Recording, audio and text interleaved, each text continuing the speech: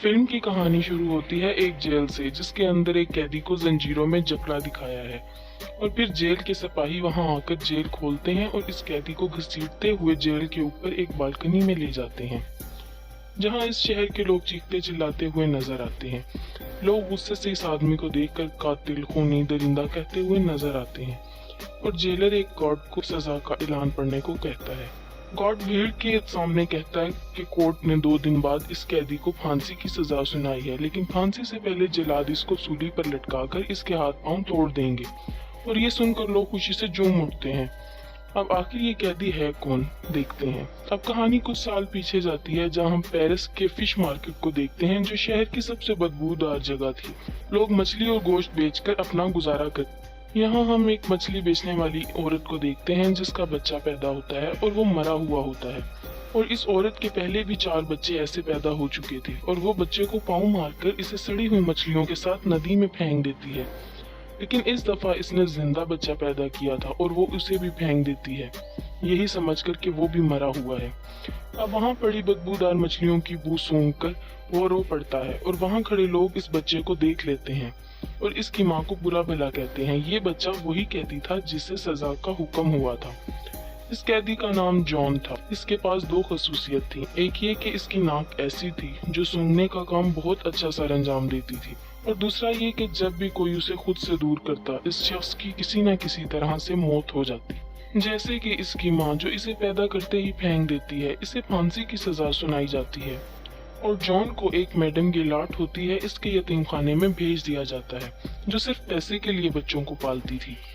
लेकिन यतीम खाने में कुछ बच्चों को डर होता है कि इनकी जगह ना छीन जाए।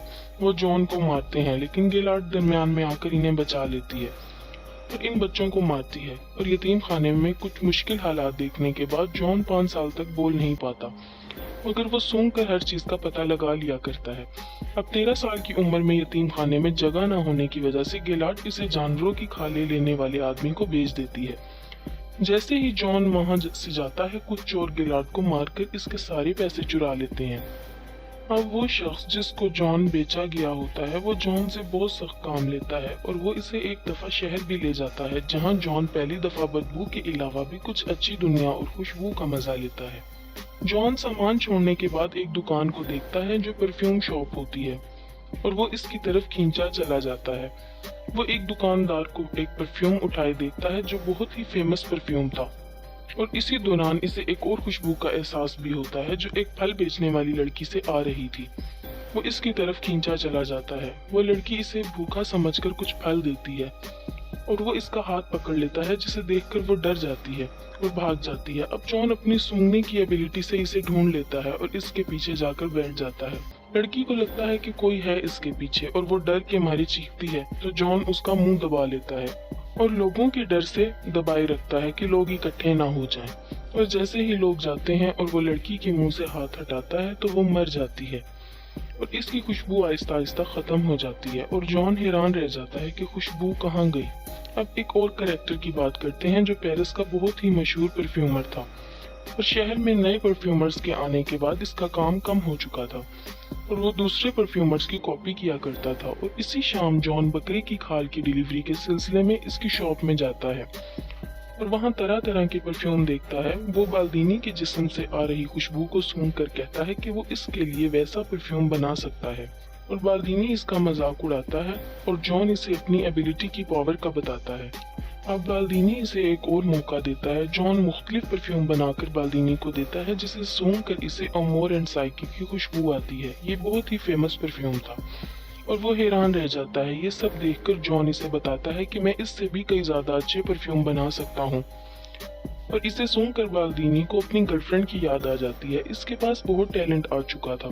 अब जॉन को वो ग्रीमल से खरीद लेता है। अब इसी रात ग्रीमल शराब के नशे में नदी में गिरकर मर जाता है। जॉन की वजह से बाल्दीनी और इसके परफ्यूम पूरे पेरिस में मशहूर हो चुके होते हैं, और वो जॉन को अपने परफ्यूम बनाने के तरीके सिखाता है। वो जॉन को बताता है कि हर परफ्यूम के 3 सेट होते हैं, हर सेट के 4 अलग अलग खुशबुएं होती हैं, यानी कि टोटल 12, और 12 खुशबुओं को इंसान आराम से पहचान सकता है।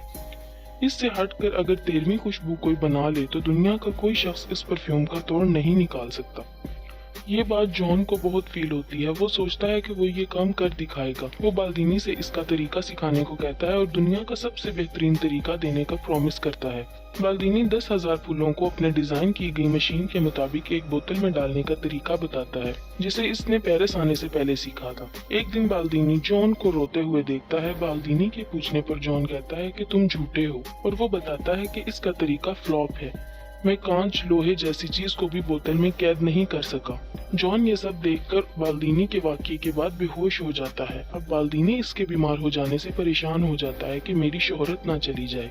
जॉन बाल्दीनी से और कई नए तरीकों के बारे में पूछता है। बाल्दीनी इसे जानवरों के जिस्म की चर्बी से खुशबू निकालने का तरीका बताता है और इसे ग्रास जाने का हुक्म देता है और बदले में इससे 1000 फार्मूलाज लेता है। बाल्दीनी इसे वहाँ से भेज देता है। अब जॉन ग्रास में जाकर काम सीखता है और जॉन के जाते ही इसका घर टूट जाता है, जिससे बाल्दीनी की मौत हो जाती है। ग्रास जाते हुए जॉन को पहली बार आजादी का एहसास होता है।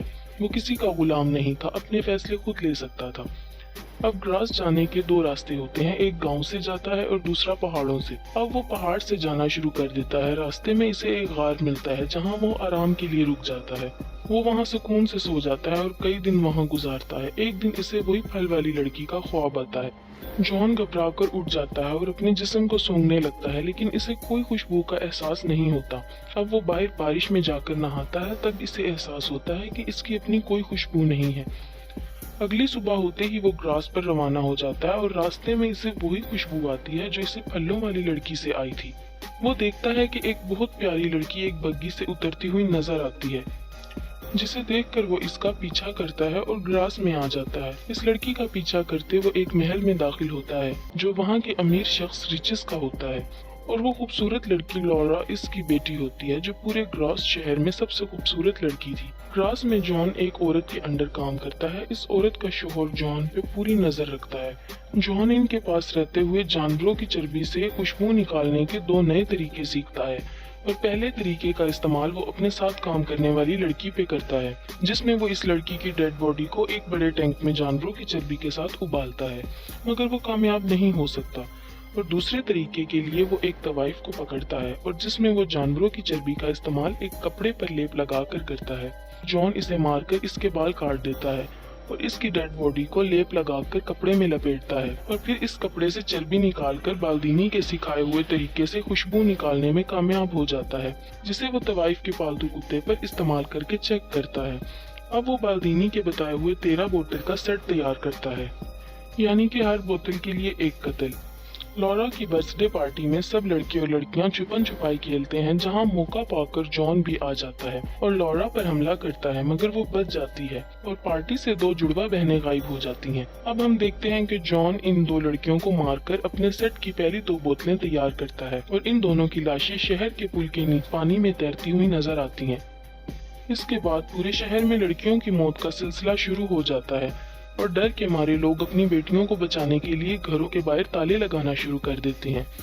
लेकिन जॉन 12 बोतल्स का सेट तैयार कर लेता है और इन्हें एक बड़ी बोतल में मिला देता है। अब परफेक्ट परफ्यूम बनाने के लिए इसे एक और बोतल चाहिए होती है, यानी लॉरा का कत्ल।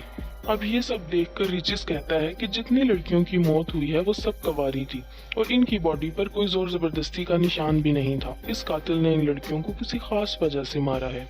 सब लोग मदद के लिए चर्च में जाते हैं और चर्च के फादर इनकी मदद की हामी भरते हैं। वहाँ एक आदमी आकर इस कातिल के पकड़े जाने की खबर सुनाता है, जिसे सुनकर ये सब लोग बेहद खुश होते हैं। रिचिस को इस खबर पर यकीन नहीं होता और वो अपनी बेटी के लिए फिक्रमंद हो जाता है। वो ग्रास छोड़ने का फैसला करता है और अगले ही दिन अपनी बेटी को लेकर चला जाता है। जॉन शहर से जाती लॉरा की खुशबू को फील करता है और इनका पीछा करता है और अपनी एबिलिटी से इनको ढूंढ लेता है। और दूसरी तरफ तवाइफ का कुत्ता अपनी मालकिन के कपड़े और बालों को जॉन के कमरे से निकालता है, जिसे दोरॉट देख लेता है। दोरॉट जॉन के साथ काम किया करता था और पुलिस की इन्वेस्टिगेशन पर बाकी लड़कियों के बाल और कपड़े भी मिल जाते हैं। रिचिस अपनी बेटी लॉरा के साथ एक होटल में रात गुजारता है, जहाँ वो अपनी बेटी के कमरे की चाबी अपने रूम में ही रखता है और जॉन इसके कमरे से वो चाबी उठा लेता है और लॉरा के कमरे में जाता है। अब अगले दिन ही जैसे ही रिचिस कमरे में जाता है, लॉरा की लाश देखकर बेहद रोता है। अब जॉन 13वीं बोतल भी बनाकर कामयाब हो जाता है और इसे अपनी फाइनल बोतल में मिला देता है। अब वहाँ पुलिस आकर इसे पकड़ लेती है और कहानी 2 दिन बाद होने वाली सजा से शुरू होती है। दूर दूर से लोग जॉन की मौत को देखने आते हैं और जैसे ही वो इसको जेल से निकालते हैं, जॉन मौका पाकर परफ्यूम का ढक्कन खोल देता है।